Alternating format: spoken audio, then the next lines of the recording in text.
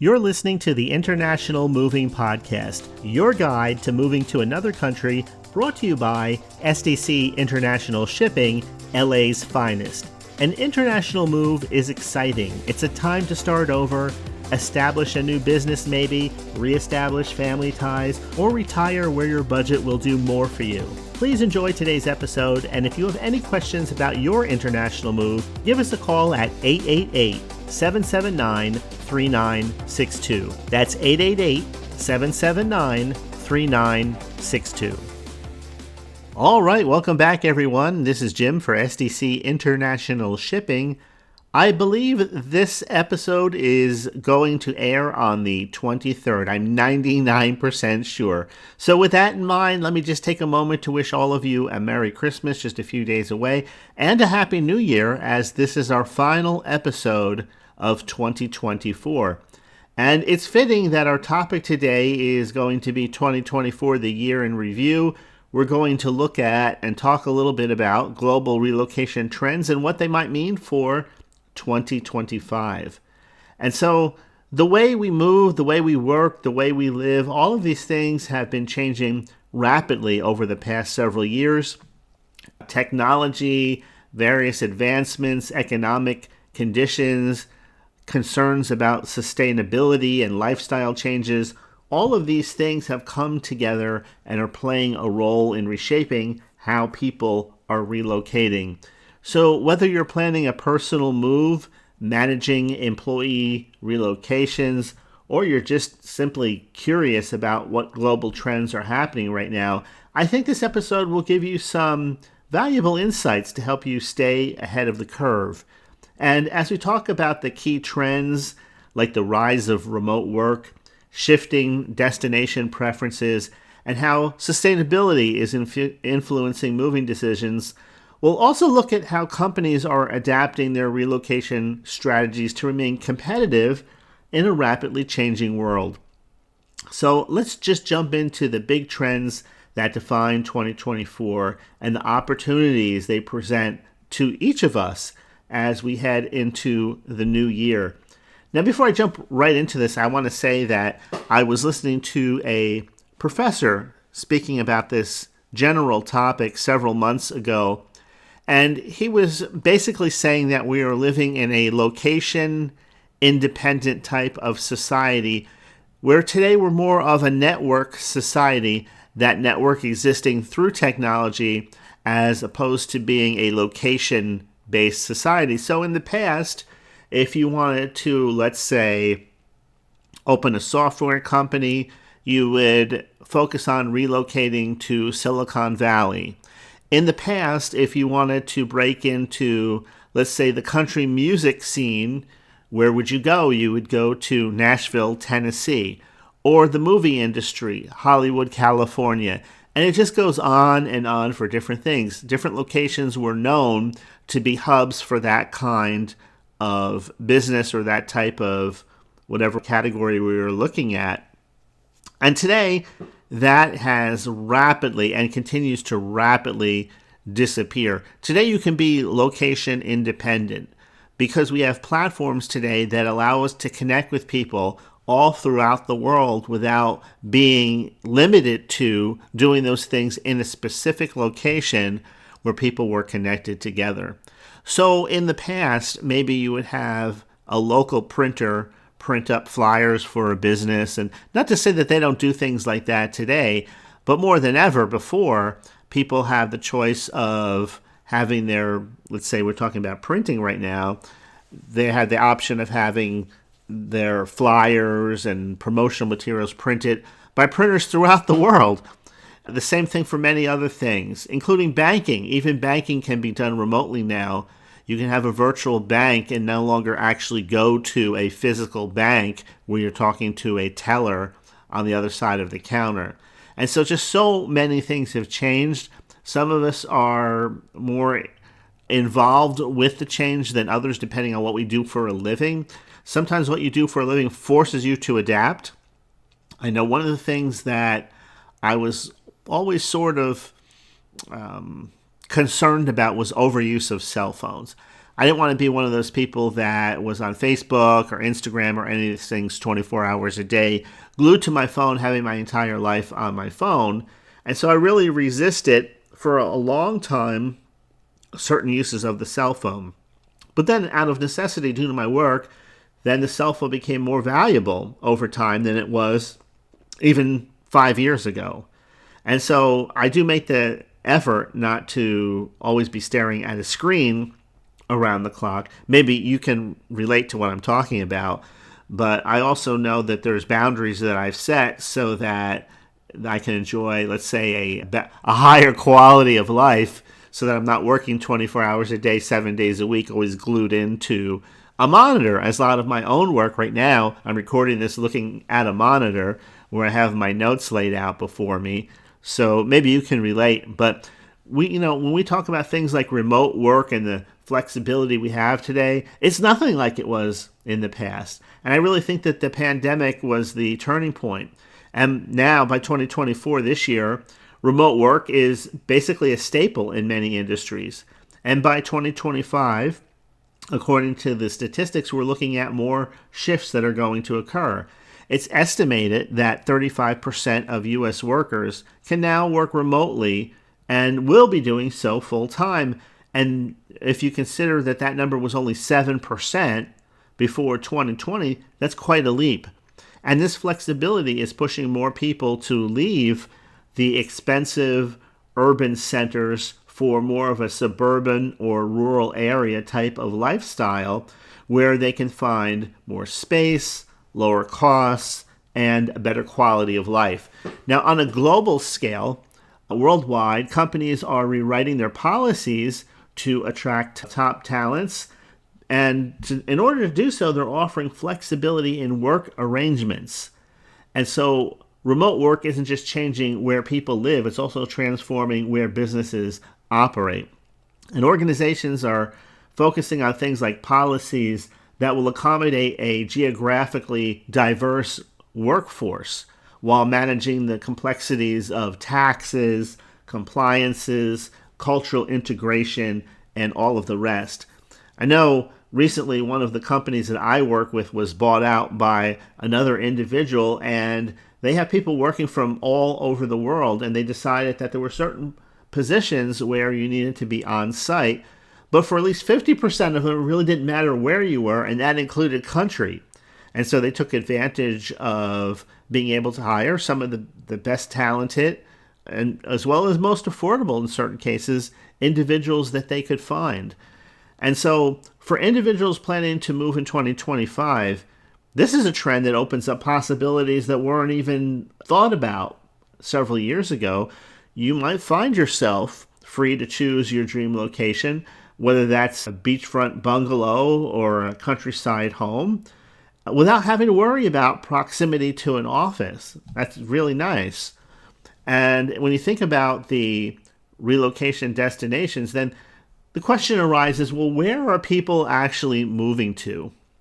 So that's one of the most exciting questions that we look at every year. In 2024, in the United States, particularly the Southeast, that was the dominant relocation area in the United States, thanks to things like lower taxes, affordable housing, mild weather. And globally, we're seeing a lot of exciting developments. Now, I live in the Southeast. I live in Florida.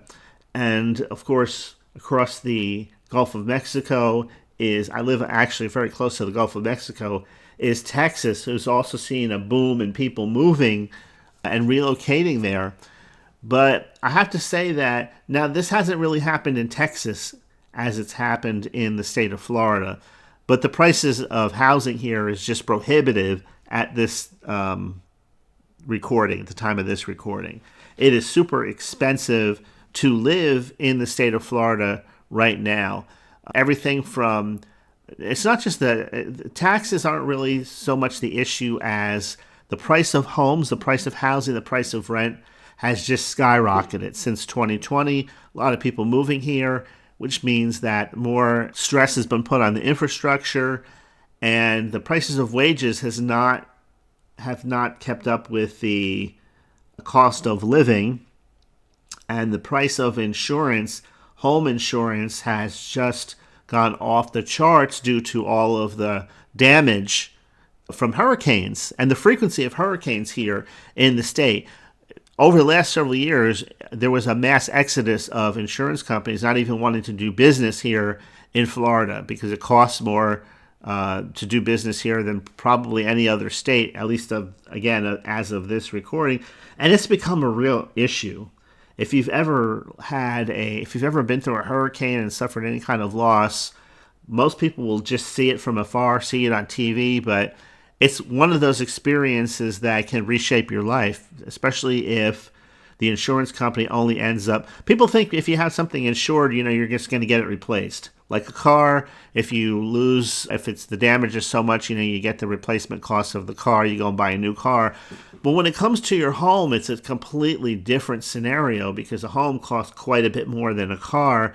And most of the time from the time you put in your claim to the time that you get any help, first of all, the help that you get, the aid that you might receive, might only be half of what you really need to function, to have a normal life again, to have a roof over your head. And so there's all kinds of issues that go with that. Some people recently here this year in 2024 lost everything they had and basically had to sell their property for what they could get and start over somewhere else because their insurance was so much, living especially in waterfront areas, that they couldn't afford to start over again, at least not in that location. So sometimes everything that glitters isn't gold, as the old saying goes, but let's take a look at the global developments. So the Asia Pacific region has become kind of a hub for technical professionals, and that's being driven by a thriving tech ecosystem there. And there's a lot of opportunities available in the Asia Pacific region. In a similar way, Latin America is now drawing attention due to its affordability and its proximity to North America, making it an attractive option for expats. I would say right now the number one place to at least consider looking at, if you're thinking about it, would be Panama. It's super expat friendly. Friends of my friends live there and have for 20 years. They still love it. I know people who have moved to Costa Rica, and they tell me that Costa Rica has grown too fast, too soon, and no longer has the charm that it did even 5 years ago. I'm just throwing that out there, nothing against Costa Rica. But as we look into 2025, these shifts will likely continue with the Asia Pacific region and Latin America. So more people are gravitating towards regions that have a combination of economic opportunities and high quality of life. And being that they already have expat communities there, the services are there to complement all the above. English-speaking people. If you're planning to move, research your destination carefully. That goes without saying. Consider, of course, you're going to have to think about things like job opportunities, cost of living, lifestyle compatibility, to make the best choice for you and your family. And kind of the nice thing about if you're going to look at the trial and error of making a move, maybe going to a Latin American country gives you an extra sense of security, knowing that you're not that far from quote-unquote home in the United States. For example, if you rent there for a period of time and you decide that you don't like it, it's not like you went all in and have to just force yourself to get used to it. So there's a lot of factors, of course. It depends on you and your circumstances. But economic and sustainability considerations are one of the top topics that keep coming up over the recent years. Rising costs are making companies a lot more selective about relocation packages. And these are two powerful forces that are at work in the world today. That shape or reshape relocations, economics and sustainability. So employers are focusing on high impact moves and offering limited assistance for less critical relocations. So for individuals, this means that budgeting is more important than ever if you're looking to move, as opposed to a company. Now, we're not talking about companies like Apple or some of the biggest in the world. We're talking about the average company. Okay. So if you're working for the average company, it's probably pretty safe to say that you're going to have to really focus on your budget, because the cost of the move itself is going to be something that you'll be taking care of. Researching the cost of living in your destination country, exploring the cost-saving strategies that might be available to you. Things like decluttering and groupage shipment for the actual move itself can make a huge difference. The companies that are hiring people are also adopting a tax strategy to manage workforce mobility more effectively, ensuring that the compliance with the local regulations is met and keeping costs in check. In the past, companies would just pick up everything. It used to just be that way. And of course, large companies would have pension plans. You'd work for a company until you retired, and then you would get that check for the rest of your life every month. And that's just not the case anymore. It's unsustainable. They can't do it. Companies are cutting back, like I said. So, yeah, if you work for a decent company, they might be able to help you pick up some of the costs. But a lot of times today, the burden of the move itself is going to be on the person wanting to relocate. And of course, there's always going to be examples of highly talented individuals, highly sought after. If that's you, that's great. For the average person, unfortunately, the economic considerations is going to be one of the top considerations about, can they make the relocation a reality? How much is it actually going to cost? Are they going to be able to sustain their lifestyle in the country of choice? Let's talk a little bit about sustainability trends. A lot of people talk about environmental concerns, that they are major drivers and they are impacting changes in the relocation industry. People are opting for more eco-friendly moving methods, and that's one thing that SDC International Shipping is committed to. We have a badge for that on our website. You can check it out on the front page. It was a reward we recently received. Things like biodegradable packaging, energy efficient transportation options, all of that. And whether you're the type of person that believes that these non-eco-friendly options of the past have contributed to a lot of the problems we see in the world today, or whether you don't, whether you believe that or whether you don't believe that, it's irrelevant to say that that's what's affecting the costs. In other words, these are the things that are affecting the costs of everything today. For example, recently I heard that the AC systems, air conditioning units, are going up by $3,000 on average per unit going into 2025. And the reason for that is that the eco-environmental friendly groups have examined the impact of Freon and have determined that on the environment, and have determined that some changes need to be made, which means that the manufacturers had to retool everything, and it cost them an additional X number of dollars. And so that results in the consumer side of things going up. So that we can argue about whether Freon affects the environment or all of these different things. I know that there's the pros and the cons. People think on both sides of the issue. But what's not an issue is the fact that every time that we try to do things that are better for the environment, the cost of what we're purchasing goes up higher and higher until it's kind of out of the reach. So a friend of mine recently had a roof put on their house. They paid 3 times what they would have paid in the past because of not just inflation, but the new regulations that have gone through. So, sometimes people look at this, the whole topic in general, and it's like, you feel like you're damned if you do and you're damned if you don't. Either way, you're going to pay. And so, I don't really have an opinion on it. I don't know. I'm not a scientist. I do have opinions from time to time, but they're just that. We all have opinions. But, what we can't argue about is the fact that everything is costing more. Let's move on to something a little more uplifting. Technology.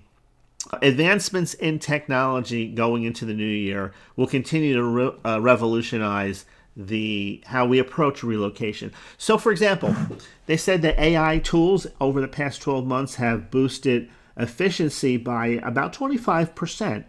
Now, this is like the first time for a lot of companies that they've been using AI tools for 4 quarters, 12 months, an entire year. So, in the first year of usage, boosting efficiency by 25% is pretty good. And this AI efficiency is also helping manage moves more efficiently. We have digital platforms that are becoming the norm for global mobility programs. Users can track shipments, manage customs paperwork, coordinate services from a single interface. And at SDC International Shipping, we've embraced tools that help provide a seamless experience for clients. And everybody really seems to enjoy this. And you can become as involved in this as you want. For example, maybe this is where your actual shipment is at any given point in time is something that is very important to you. Maybe you don't really need to focus on that because it's being handled for you. And so you focus on something else. But the tools are there if you want them. Let's talk about policy and compliance, because as the world becomes increasingly interconnected, navigating global policies also becomes more complex than ever. So flexible policies are crucial for managing things like immigration laws, labor regulations, and the cultural differences across jurisdictions. Companies need to focus on things like risk management and compliance to ensure smooth transitions for their employees. Meanwhile, individuals should stay informed about things like visa requirements. That's something that you'll have to handle directly. Tax obligations. Friends of mine, unfortunately, moved to Mexico several years ago, and they didn't get expert tax advice. They weren't sure what their tax obligations were. They thought they knew, but it wasn't something they put really enough attention to make sure the I's were dotted and the T's were crossed until they received a letter from the Internal Revenue Service telling them otherwise. And so these are the things that you have to keep up on. If you talk with people who are experts, then they can give you good pieces of advice, but nothing's going to beat talking to people that do this for a living. Attorneys that work with visa requirements, tax professionals and accountants that understand expat tax obligations, and of course local laws so that you don't have any surprises during your move. And then there's the human side of relocation. There's the employee experience and support. Now, relocating can be a stressful process, absolutely, but companies are recognizing this, and they're also recognizing the value of personalized services. So by 2025, we can expect to see relocation packages that are going to include things like cultural transition assistance. So even if you're not actually getting help with footing the bill for moving your household goods from point A to point B, things like cultural transition assistance, that's something you really can't put a price tag on. It's something that you may not even think you need, but realize you need it when you get there. There are also things available like language classes and cultural orientation programs. All of these things are now being considered by many companies that have foreign workers, expat workers, and this will continue to be how this is done in 2025. Specialty packing services for fragile or valuable items. This is something that comes up a lot when people are thinking about making an international move. There's sometimes several things in the house they're extra concerned about. Just know that working with a company like SDC International Shipping, we can take care of that for you. We have people that are specialty trained to move certain objects that you need special training for, like moving pianos, pool tables, pinball machines, things that have to be disassembled, packaged properly, and reassembled so that they aren't ruined and then you don't find that, well, these are never the same again. My pool table was never quite the same again after they took it apart and put it back together. That's why you want people that specialize in this sort of thing. Post-move support is available also to help you settle into a new community. Now, at SDC International Shipping, we understand that every move is unique. Some of the things may be important to you, some you don't really care about. And that's why, as far as working with the mover goes, if you work with SDC Everything's going to be tailored to meet your specific needs. There's not one-size-fits-all packages, and that way you can ensure that you enjoy a smooth and positive experience from start to finish.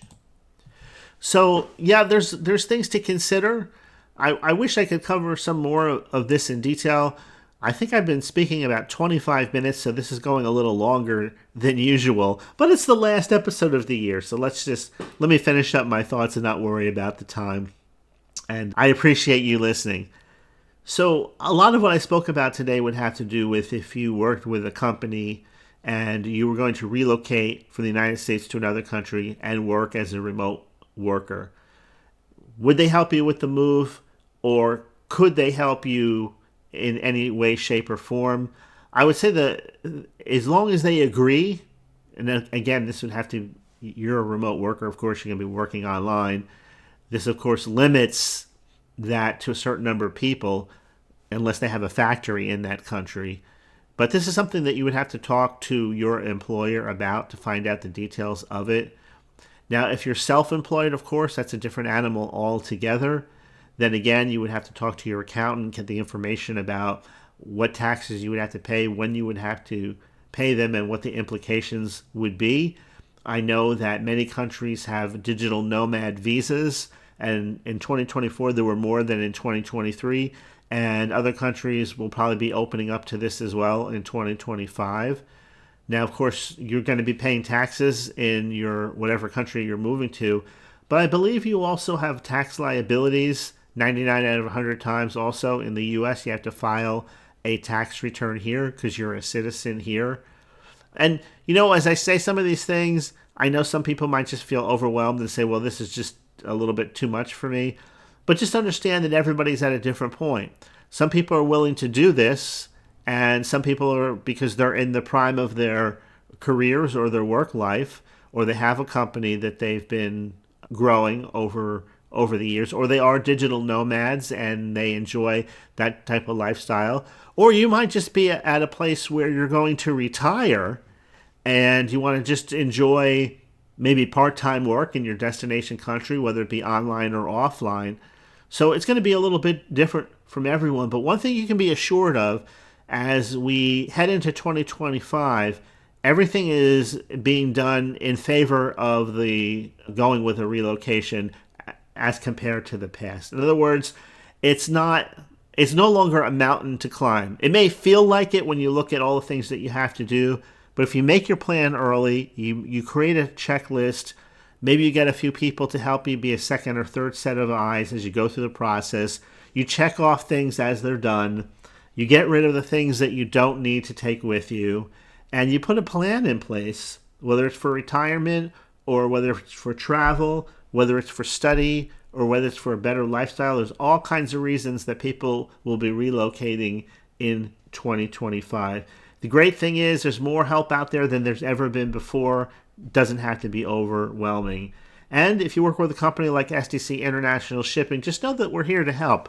We've worked with people and continue to work with people that are probably moving to your country of choice every week, every month, for years on end. So we can answer a whole lot of questions and give you help. If you want to visit us online at our website, sdcinternationalshipping.com, you can visit us there. We have a lot of articles along with podcast episodes and other things available there to give you information about just any type of moving topic and country you can think of. Or if you want to speak with someone directly, 877-339-0267. That's 877-339-0267. You can learn more about our services and get a free quote. So thank you for joining me today. Merry Christmas, Happy New Year to you and yours. I hope the new year, 2025, brings us the best year yet, new opportunities, and some exciting journeys in the year ahead. Until then, this is Jim. Thank you for listening, and I will see you on the other side. We hope you enjoyed today's episode. Thanks for listening.